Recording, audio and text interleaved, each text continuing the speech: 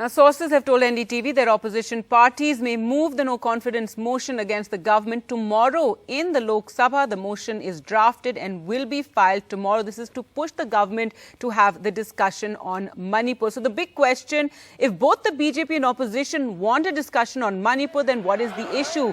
Well, one issue, the deadlock, is over which rule that discussion should be held under, and the other point is over what should be discussed. So what is it they are discussing?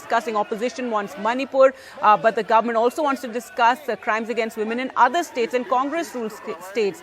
Let's go across to Megha now for more. So Megha, one point is that tomorrow we may have the no confidence motion being pushed by the opposition. But aside from that, take us through what are the sticking points over the Manipur discussion.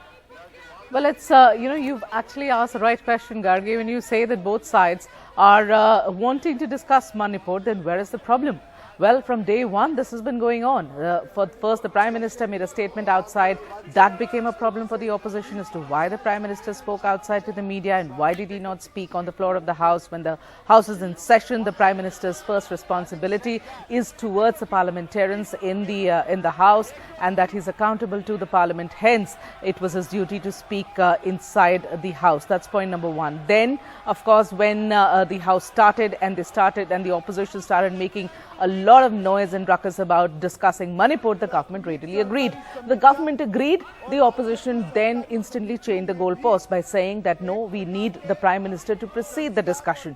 At that point in time, the government wasn't that cagey about, whether the Prime Minister should speak or not. But all that they said is, we want a discussion. We want a discussion. Let the discussion happen. And as the norm is, at the end of the discussion, you would have the concerned ministry or the minister to make a statement. In this case, it was Mr. Amit Shah.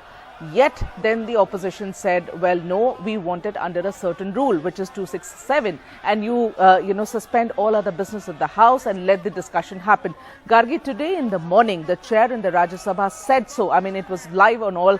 We all watched it. The chair said that he had received some 50 different notices from the opposition MPs for the discussion to be held under Rule 267. And he said, according to his understanding, it did proceed and that he was ready to allow a discussion under Rule 267. But the opposition did not hear anything of it. I mean, the ruckus continued, the noise continued. They did not even register that this is what the chair said, or they did not want to register. We don't know what it was. But at the end of the day, despite the government agreeing to the fact that let's have a discussion the way you want it, because they've been fighting for it for the last 3 days, yet the discussion could not happen because the opposition now says that it will have to be the Prime Minister. And if it's not the Prime Minister, then they are not going to allow the House to function. They will not allow a discussion on Manipur. At least they will not participate on it. So what happened today, Gargi, was that you saw how the Biodiversity Amendment Bill was passed. Another bill was passed in Rajya Sabha. You had Mr. Amit Shah get up and introduce a bill from his cooperative ministry. So all of that, now the government is clear that if this is what it is,